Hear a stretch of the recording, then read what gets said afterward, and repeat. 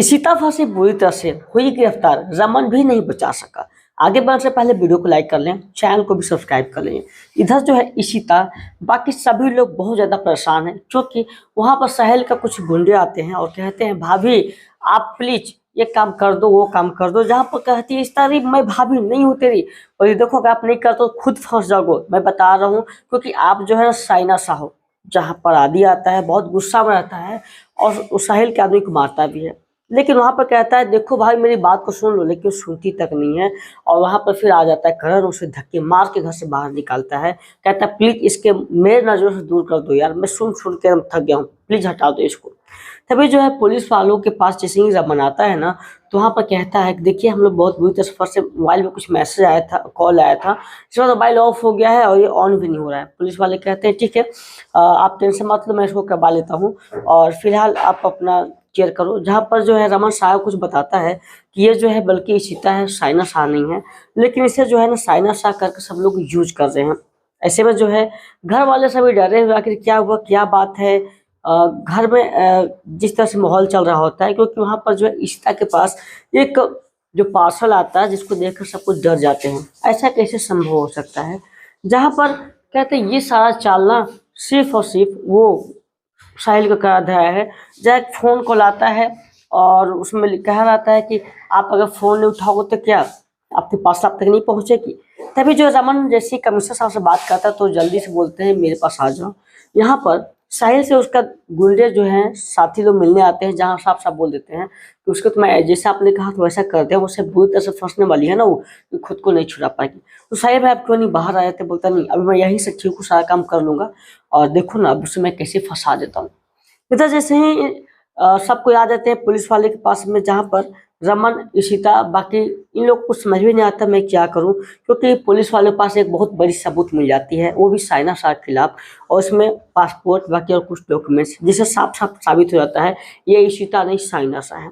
तभी जो है वहाँ पर एक और आदमी आ जाते हैं जो ये खुलासा करते हैं कि ये साइना शाह है ना, मेरे पास भी आए थे और मुझे धमकी दिए थे मारने के लिए, और इन्होंने जैसा कहा मैंने वैसा ही किया है, इसलिए इशिता नहीं हो सकती है। ऐसे में जो है ये सबूत मिलने के बाद पुलिस वालों का और जो है काम आसान हो जाता है। उन लोग जो है इशिता को साइना सा साबित कर देते हैं, जहाँ पर सब जो याद करते हैं इशिता की क्या क्या हुआ था। वो कहते मेरे पास सारा कुछ सबूत है, और आपने इशिता जी यही नहीं, आपने एक दुकानदार को भी धमकी दिया था, इसे यही साबित होता है कि आप इशिता नहीं हो सकती हैं, आप साइना सा हैं, इसलिए हमें प्लीज आपको गिरफ्तार करना पड़ेगा। जहाँ पर रमन कहता नहीं आप ऐसे कैसे कर सकते हो, आप इशिता को वो समझिए कि सब साहिल का चाल है, ये आप नहीं कर सकते हैं। लेकिन वो कहते हैं पुलिस वाले मुझे मजबूरन गिरफ्तार करना पड़ेगा। वो कुछ और कांस्टेबल को बुलाते हैं और वहाँ पर इशिता को गिरफ्तार करने के लिए कह देते हैं।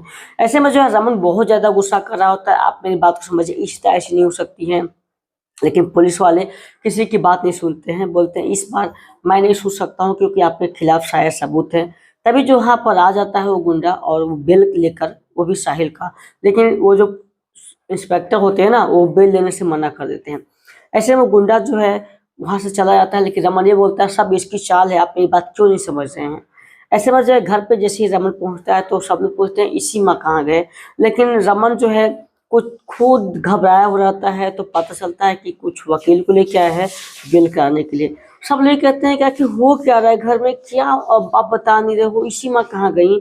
लेकिन ऐसे में जो है करण को पता चल जाता है कि सारा कुछ जो है साहिल का कराया धरा है। वो बहुत ज्यादा गुस्सा करता है, गुस्से में जो है घर को छोड़कर जाता है उनको मतलब सलटने के लिए। ऐसे में जो है ये घर वाले कहते हैं प्लीज ऐसा मत करो करण, अगर तुम चले जाते हो तो और हम लोग मुसीबत में फंस सकते हैं। लेकिन करण जैसे ही आता है ना, उसके आदमियों को जो है कॉलर पकड़ मारना शुरू कर देता है। तभी जो और कुछ गुंडे आते हैं उसे ढेर सारा मार बजती है करण को, और वहां पर फिर रमन बाकी लोग आ जाते हैं, उसे छुड़ाते हैं। तो कहते हैं तुम लोग जो है ना अगर पुलिस वाले बुला दो तो उल्टा फंस जाओगे। फिर रमन आकर समझाता है करण को तुम्हें ऐसा नहीं करना चाहिए था, इससे हम और भी मुसीबत में फंस सकते हैं, ऐसा चाल हो सकती है साहिल का।